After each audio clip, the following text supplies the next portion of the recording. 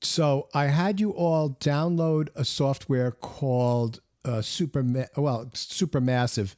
which is a time-based effect, and install that. And I want to go over how to use that because that's part of Reverb, and it's an interesting kind of reverb that's almost like a sound design tool where you can transform your sound into something completely different, right? So let's go to the screen and let's take a look.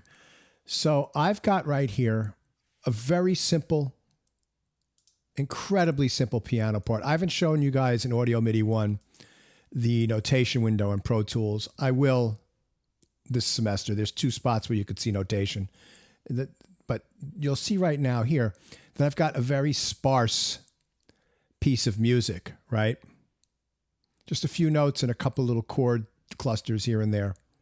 And they're short notes, but I have the sustain pedal down, so they go, the notes hold out. So I'm just going to play the piano.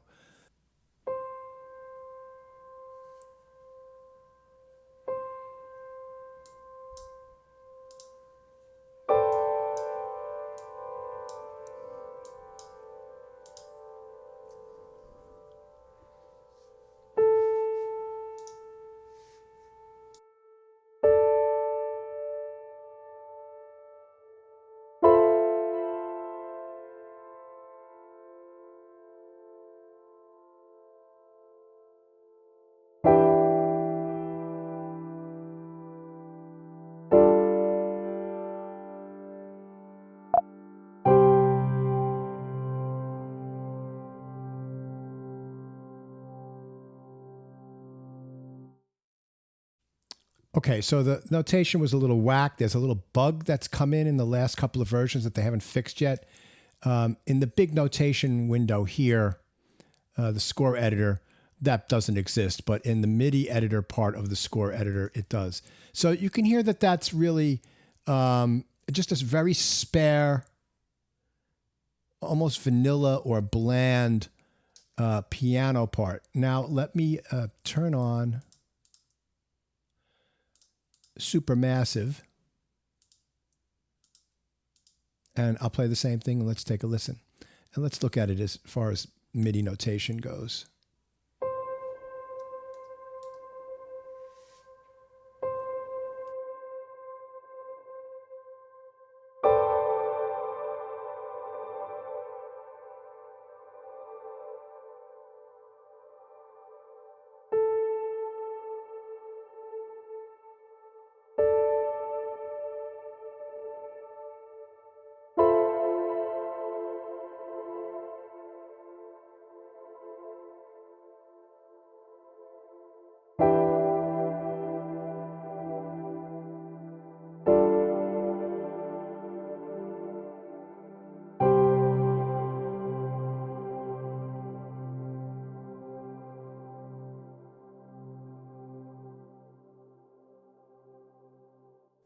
Now that's something completely different, right?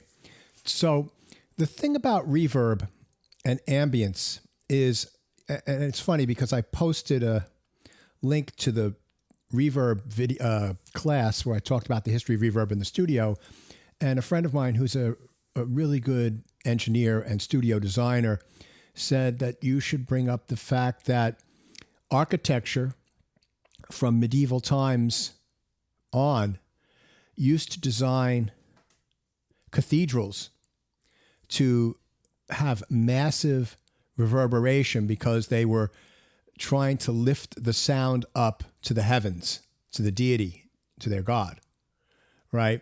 So the idea of that music back then, which was, let's say, Gregorian chant, sung in a very large cathedral, just a couple of notes at a time, 2 notes in parallel organum, whatever it was called. And the music would start emanating out and reflecting off of all the surfaces in these cathedrals. And you could sing the first note, the second note, and the third note, and the fourth note, And even sometimes, depending upon the tempo, by the time you got to the fourth note, you're still hearing the first notes that you sang, because there's 3, 4, 5, sometimes 6 seconds of reverberation in the hall. So you're getting this kind of implied harmonic content that actually can end up sounding very modern by just perception. Where let's say you have a C and a D, and then a C and a G playing, and then a few seconds later there's an F and a C playing, and in between that you've had an E and a B. Then you might be hearing simultaneously C, E, F, G, C, and D up in octaves. You're hearing this very dense cluster reverberating around, so that the reverberation is on multiple levels, adding additional music to the performance. Because not only are you hearing the fundamentals being repeated, but you're also hearing the harmonic series being repeated. So you're hearing multiple pitches lasting much longer than the written note, creating this huge wash of sound that, as I said earlier, could sound much, much, much more sophisticated and modern than something written in 1400, depending upon the space that you're playing in. So I think I've mentioned this before, that there's an artist named Harold Budd who in the late 1970s was recording a solo piano album, and he was working with the great producer Brian Eno, and Eno set up this entire chain of reverberation, modulation, and delays. And Bud was in the room playing the piano with headphones on, and he couldn't hear the piano, the acoustic sound from the piano. So all he was hearing was the treated sound in his headphones. And he improvised to this music, so that when he was playing, he was reacting to the sound. He was doing what all great jazz musicians do, what all great improvisers do. So that, for example, if I were to record an Abel Mini Grand,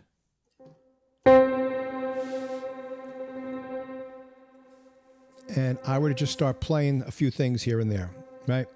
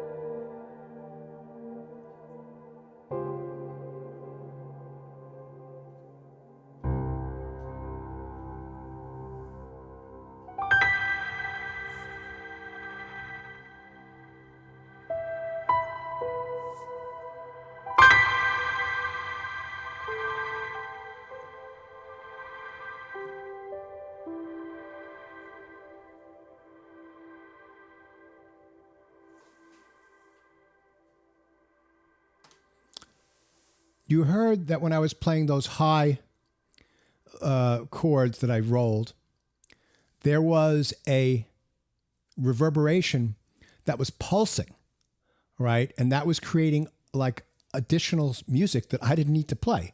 And I reacted to that by playing other melodic content, right? So it's really interesting to me, this whole concept of that. And we're going to get into a whole thing about this in this next part of the class, but I want to go over Supermassive in a little bit more detail now. The first thing is that I made, and it's up on our OneDrive, I made a PDF. I took this from their website so that you would have it as a PDF. And this talks about all the different modes that are in this software, right? And I'll show you this in a second. What I would say you should do is you should email this to yourself and have it on your phone so that you can look at it on your phone and say, okay, the Gemini mode, what is that? And then you could read about it, because most of you have laptops. I have a couple of screens, so I could keep this on the second screen and I can refer to it that way. But you can use your phones. Most of you have phones that have a decent sized screen these days. And then this way you can look at this and pick the kind of mode that you want. So for today's class, what I'm going to do is I'll make this a little bit smaller. And it's like we've got 2 pages here. Okay, great. It's the split screen without it being a split screen. So you would find this plugin in it says Valhalla DSP towards the bottom, or you could just look in Reverb. It should be in there, Valhalla Supermassive. So this is let me do this. Let me put it right in front of this piano. And you should use these on sends, on aux tracks with sends through buses. Okay, so this is the GUI, and you can resize it, which is nice because I can make it really big without having to zoom in, you know? And so that's just by clicking on the lower right-hand corner. You'll see that there's this little pattern here of diagonal lines. So this is the mix control. This concerns how much of the dry signal is balanced in with the wet signal, how much of the wet signal is balanced in with the dry. The width has to do with the stereo field, how wide the reverb is. The delay is how many milliseconds the effect is. Warp, I'm not quite sure what warp does, but it sort of changes depending upon the algorithm. It kind of changes what the effect is, and we'll play around with that. Feedback, just like in delay, the number of echoes. Density is how thick the reverb sounds. And then they've got a modulation, just like in Mod Delay 3. And they've got a 2-band EQ. They've got a low pass and a high pass. Even though it says high here, when you go down, it cuts down frequencies below this. And even though this says low, it cuts frequencies below this number. So you could get rid of all the low and all the high and really shape your reverb sound. Over here, so then the other thing too is that there are places where you hover and like see right there, if you hover over something, it gets like a little outline around it. And then there's a little help prompt. So if I go over warp, adjusts the delay lengths relative to the delay setting, right? So that means how long the delays are versus this. So this changes and interacts with this. That's basically the easiest way to think about it. So if you hover over the mix, so if you don't know what something is, you just hover over it, okay? And then down here are the different modes, right? And they've named them after constellations. So that's pretty cool. So let's move this down, and you can see that Gemini is the most conventional of the supermassive modes. It's got a very quick attack time, right? So you can just look over this, right? And then you can just play around, just basically to play around with this. So I'm going to keep the mix for right now at 50%. Oh, and let me mute these other supermassives so that you don't hear them.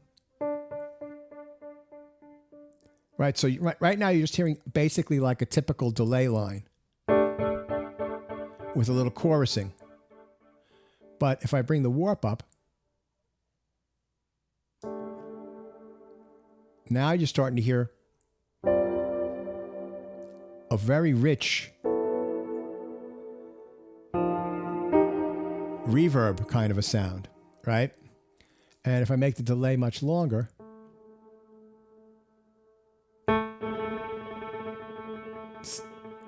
you hear that? I'm just playing one quick note.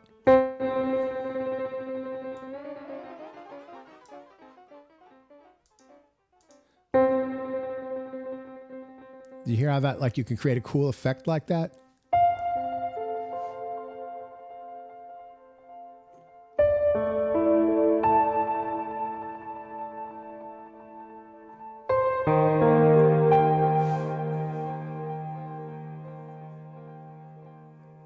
And then you can make it really dense sounding. Bring this down to about 50.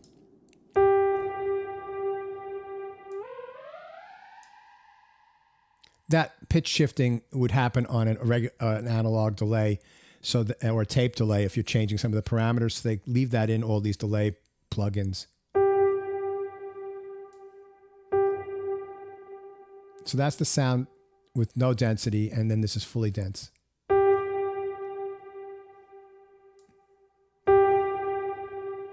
So right now it's not dense. You're hearing a little as the sound fades out. Right, you're hearing quick echoes. When you make it really dense, that goes away. This is the modulation, which adds. You hear how it's moving around now? Like we can make it move really fast. And then if I want to make the reverb darker,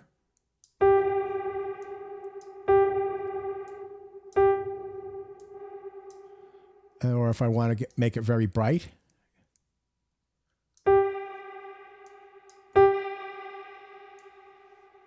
and then what you can do, if you want to get back to the factory default, just click right here, and right there, just click right here. It says factory default, and everything gets reset back to the factory starting point.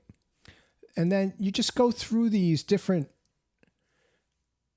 algorithms and pick the one like, what does the Great Annihilator sound like? Let's put everything up to about 50, and let's take a listen.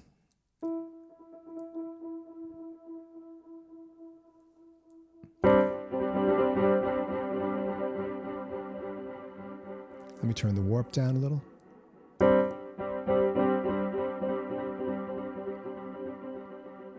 So you hear how on this one the echoes start and they're synchronized, but then as the echoes keep on repeating, they get out of sync with each other on the left and right ears. It's really cool. See that? Now they're out of sync with each other. And what happens when you bring the density up and do that? Right? Then you can bring the mix down.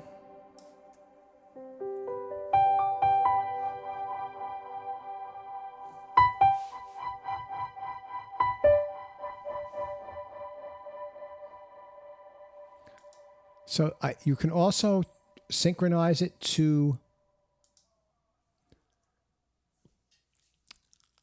your tempo. So this is a 16th note from my tempo is at 60. Right, you can just bring this up and it should change. There's an 8th note.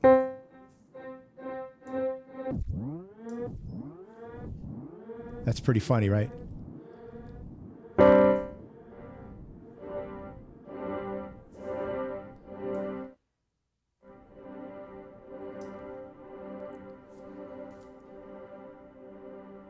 Crazy.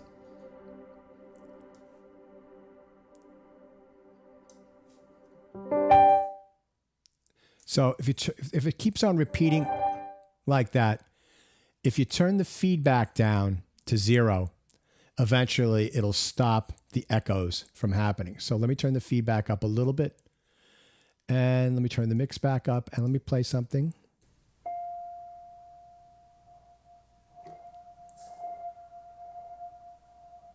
That's pretty cool. I'll play the note a little harder.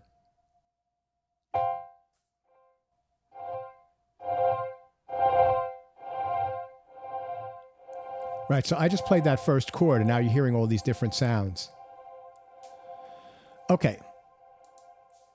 So let's undo the insert. So my first instance of Supermassive, I'm using the Gemini mode, and everything's about 50%. Feedback's a little bit higher than 50. Density's all the way up. I've got some modulation. I haven't done anything with the EQ. So let's play this piano part, and you'll hear just what this one reverb does.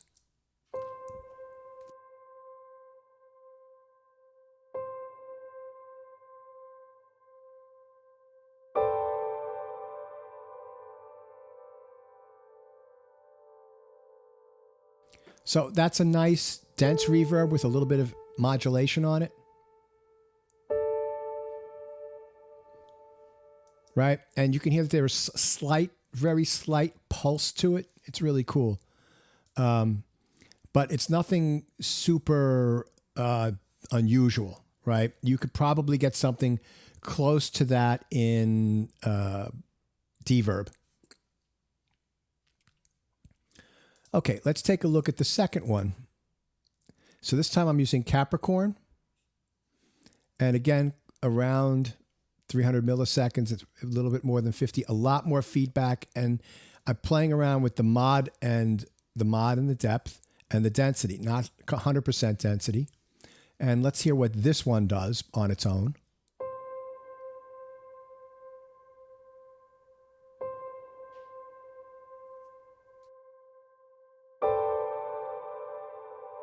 Now you're starting to get something a little bit more moody.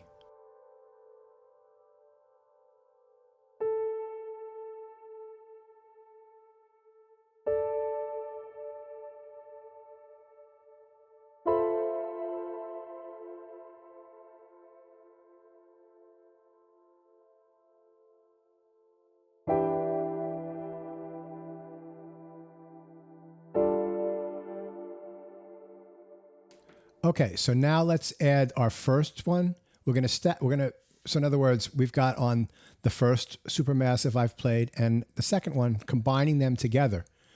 Now we're going to start to hear a little bit more magic.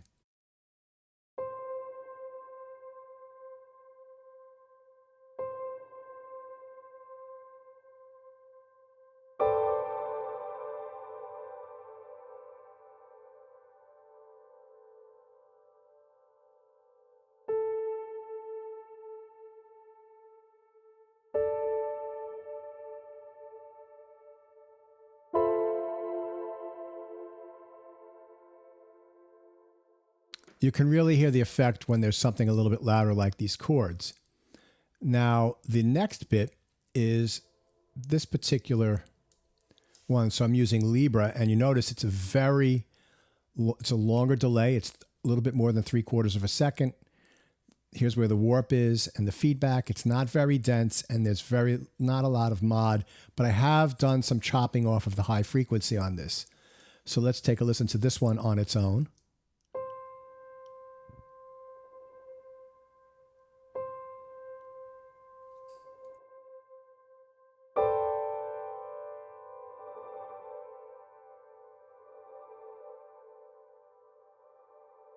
Right? You can hear how it's almost like a sort of a twisted delay and reverb at the same time. But the initial strike of the piano is very dry, and then 3/4 of a second later, or whenever it starts coming in. And that is really cool when you blend all three of these together now.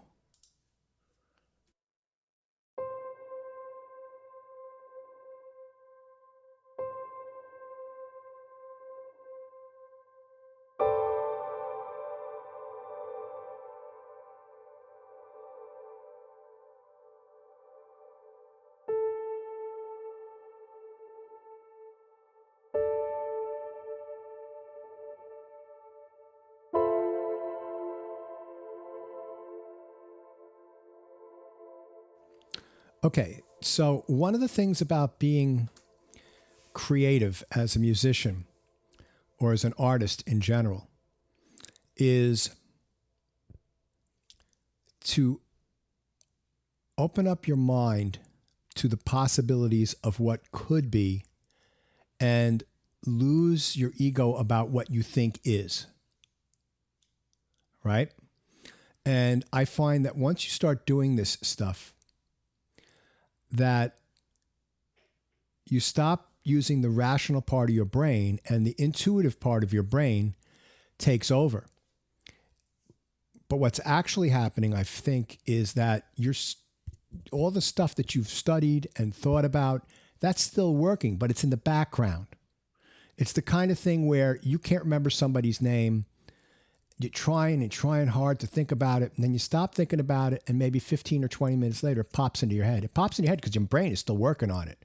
just not consciously working on it. You know, and it's a similar concept here.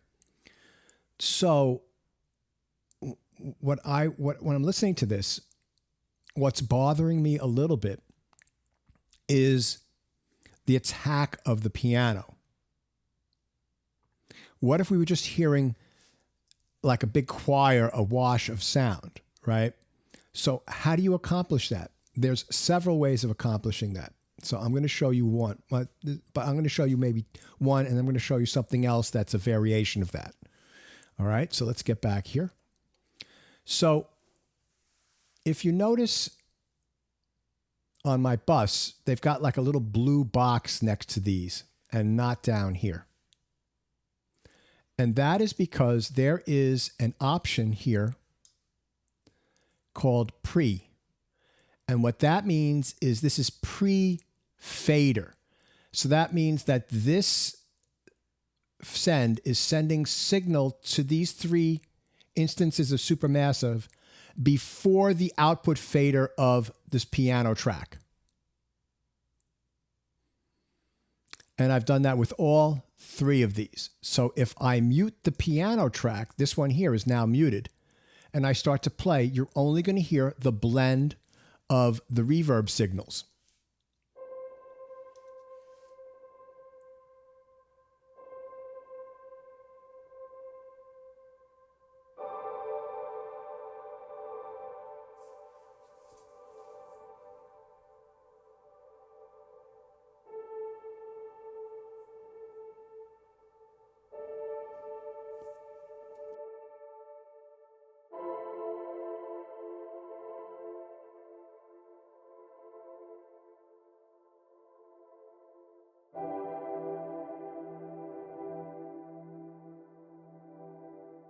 So that's cool. There's another step, couple of steps, another couple of things we can do. So let's take a look at this. And let me zoom in and let me get rid of this. Okay, so let's go to MIDI volume this time. And what happens if I draw in a little volume swell? Let's see.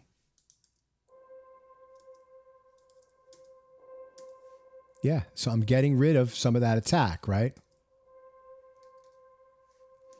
And then what you can do that's kind of really cool is I like what I just did, so I can copy, and I'm making note of where I'm copying from. It's on the 4th beat, the last 16th note. So I'm going to copy that. And then since I've written this a certain way, I can paste that just before the downbeat of each measure.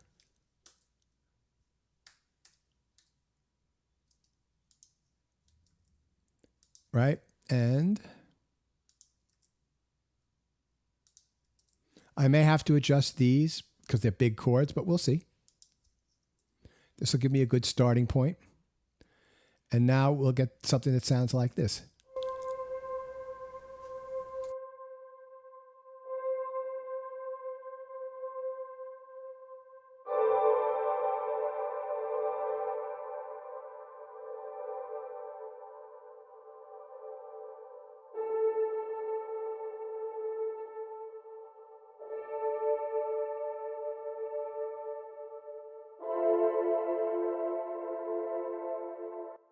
See, now you're starting to get somewhere, right? That's very unusual sounding. That's not like, that's a piano, but that's not a piano. Okay? Now, let me show you one more thing you can do. I've got an audio track right here, okay? And I've set its input to bus 7 and 8. And then what I've done is I've taken each one of these supermassives, and in its send column, I've set that to bus 7 and 8, and I've set everything to 0 on all three of these. And the way you do that is if it's down here, you hold Option and click, and it pops right back up to 0. So if this, wherever this is, it could be here. If you want it to go to 0, Option and click, boom, right there. So the output of all three of these is going to the input of this track. So I'm going to mute this track because I don't want to hear it while it's playing back. It's going to confuse the issue. And I'm going to hit record. Right? And then I'm just going to record this as audio.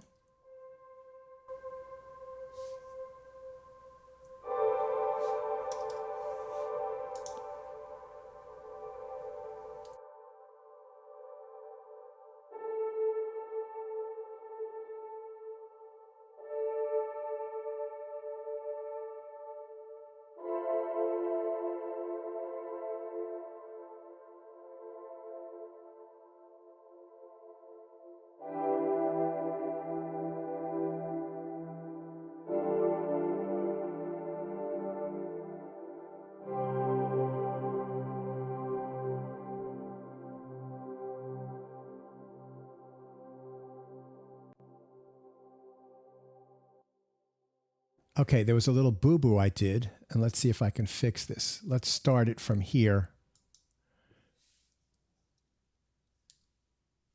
And let's record. I cut it off before it ended. I'll have to fix this.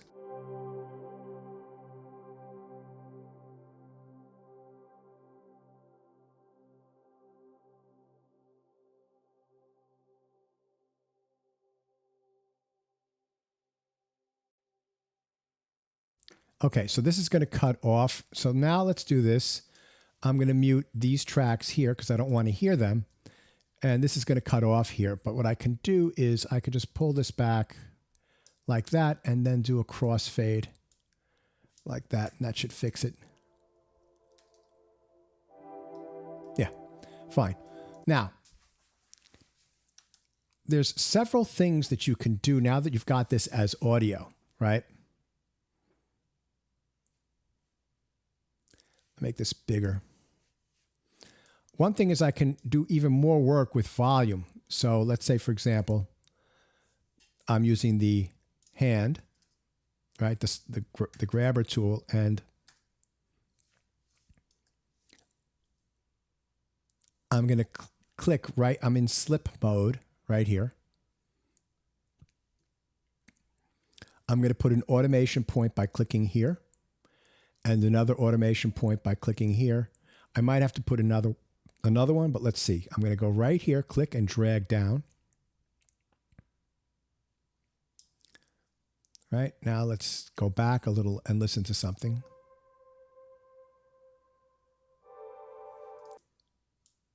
Oops, let's make it even more. So I'm trying to get rid of all the attack.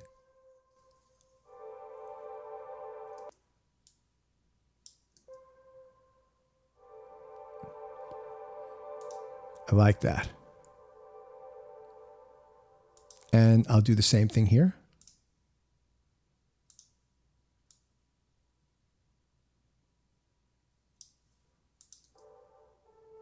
Oh.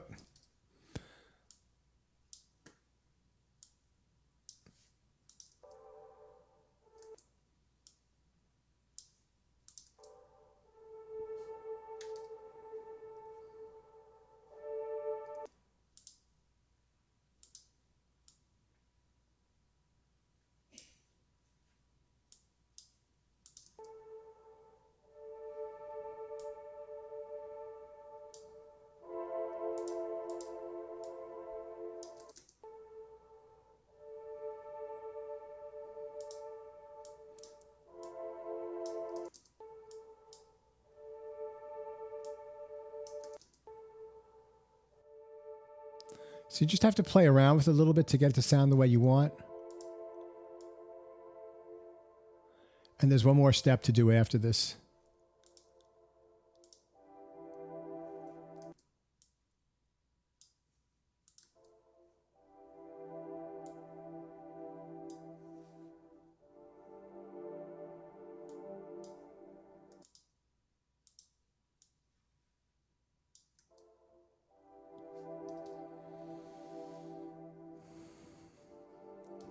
Oh, two more steps. Just need to do a little fade out at the end. So to do a fade out, just going to click and drag and use the letter F. Oops, excuse me. Make sure I go past the border. There we go. Now, the other thing that we can do is we can send this back through the first Supermassive so that some of these areas where I've done fade outs, it'll clean that up a little bit so it doesn't dip out so quickly.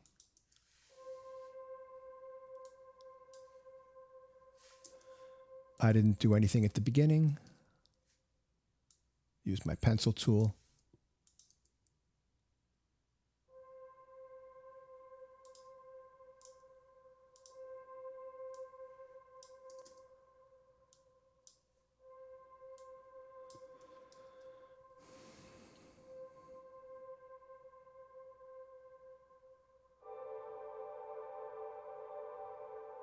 See, so this is really smooth sounding, okay?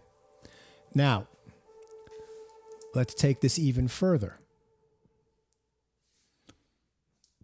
I haven't, Claudia knows how to do this, but I haven't taught this yet. I will teach it later in Audio MIDI 1 for those of you that are taking that, but let's learn it now anyway. If I right-click on the name Piano FX, which is this audio track here, and I scroll down, you get these options here. I'm going to teach you guys freeze maybe this week in Audio MIDI 1, and bounce, I'll teach you that later. But commit, I'm going to just commit, okay? And then it gives you a bunch of options here. So you're going to commit the selected track, which is this one here, and you're going to render the automation, the volume, pan. You're going to copy sends and group assignments, that's fine. And you're going to insert it after the last selected track. And then for the source track, this is the source track. This is the source that's going to be creating the new track. You could hide and make inactive. You could just make it inactive. You could delete it, or you could do nothing. For right now, I typically hide and make inactive, but for right now, I'm going to do nothing. And you're going to do it offline. Boom. And then I'm going to mute this. And right here, you've got your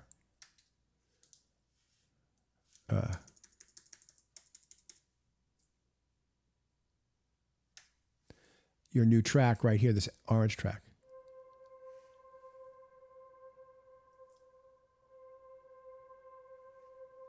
Now, it's a little soft, right?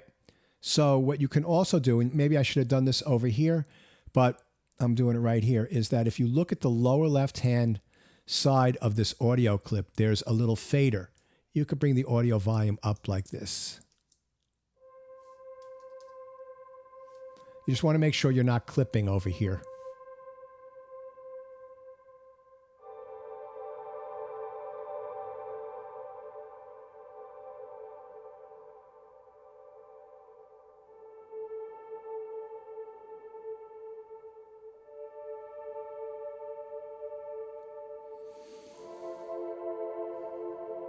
And that works for me. Now, if I want to make this an audio file that doesn't have this, what's called clip gain right down here, it's the same as renaming your MIDI tracks. It's Option Shift 3. It consolidates the track, and now this is consolidated, and it's got 0 dB gain. And this, there you go. That's that.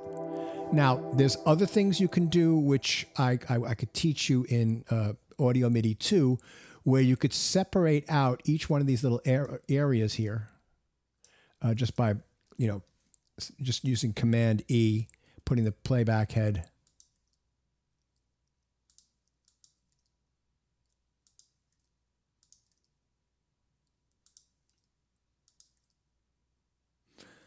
And then each one of these little things becomes an event. And you can move them around as you see fit, or you could program them into a sampler and play each one of these events from a different key. Or if you've got something with pads, you can sort of program it so that each one of these pads will play a different one of those, and you could reorder the events on the fly. It's really cool. I'll show you that in Audio MIDI 2. Those of you that are going to take that, learning how to make sampler instruments is really a great thing. So now,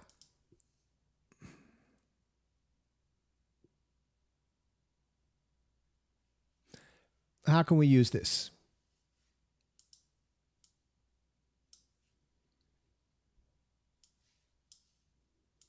So here we have my really poor recitation of the owl critic, right?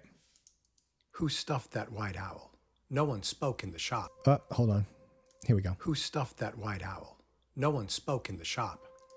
Okay, so what I want to do is I want to make these individual events. So I'm going to highlight this, and there's a function up here called strip silence. And if you look now, there are little brackets around the various areas. But I want to make it so that each one of these events, and let me make this bigger, is separated out. So that is done by playing around with this top thing called the threshold. So when I bring it down so that it's now at what's minus 54 dB right here, there's none of these clips are separated out. So you would just drag it to the right until you get this the way that you want. And I think that's pretty good right now. So if I look at this, there we go. You could see that there's a bracket around these first two lines. All these are brackets, right? So what you want to do is also have a little pad at the beginning. And so you might want to play around with these. And then if you strip, everything outside of these brackets will disappear. If you separate, it will separate everything out, but I believe these things in the between brackets will stay. And extract, I never really used that, so let me see what that does. Yeah, so that gets rid of all those, right? So strip. There we go. And then these are all stripped now. So I could do a little bit more work right here. So let's do that. And strip that. And so now I've got all these things with all this silence in between. I can select all these and I can use F and tiny little fade ins and fade outs so you won't get any clipping. And then I can then send some of these to Supermassive, right? So let's just, the first one sounded most like Reverb, so let's listen to that. Who stuffed that white owl? No one spoke in the shop. The barber. So I could start this off now. This is too loud, so I'm going to bring the volume down. I can bring the volume down here. So I'm going to start this off with the recitation at the beginning. Who stuffed that white owl? No one spoke in the shop. The barber was busy and he couldn't stop. The customers, waiting their turns, were all reading. Let's see. Let's separate this out just roughly, and maybe I'll just put the playback head there and do Command E. And let's roughly make it the length of the piece, right?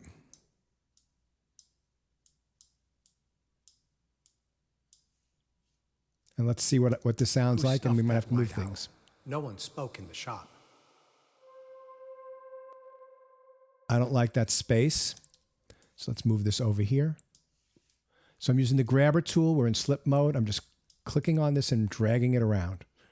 Right now, I'm not worrying about being on the grid. We're just sort of doing this, we're just sort of placing audio events.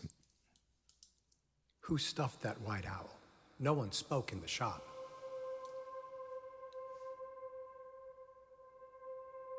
The barber was busy and he couldn't stop.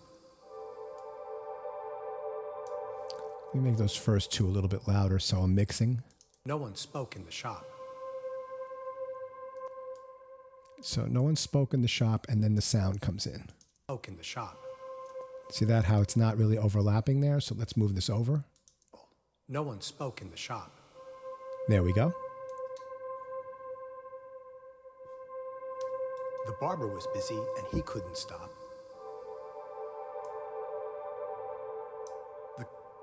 The customers, waiting their turns, were all reading. The Daily, the Herald, the Post, little heeding. The young man who blurted out such a blunt question. Not one raised a head or even made a suggestion. And the barber kept on shaving. I mean, it's stupid, right? But it's different than you might normally think about writing a piece of music, and you're using the technology, using digital recording to create a composition, right? All the technology. Now, there's much more that you can do where I could add other echoes and delays and effects onto the dialogue and automate those in as they come in and out. So what I think I'll do is I will give you feedback where I'll show you some of that on what you've handed in today. And I think that'd be a little bit better because I could be specific to what I think would work with what you've done so far. Now, I didn't expect you guys to do something like this. You probably are using Expand and Mini Grand and using Effect Sends or plugging in, inserting in the thing. That's fine. I'm just showing you some of the possibilities here using this new plugin that we haven't used yet called Supermassive. Again, I've not spent 4 weeks working with time-based effects ever in any of the classes I've taught. And I'm really thankful that I can because I've always felt like there's never been enough time in Audio MIDI 1 and Audio MIDI 2 for me to go over those in the kind of detail that I'd like that to. All right, so any questions on this so far?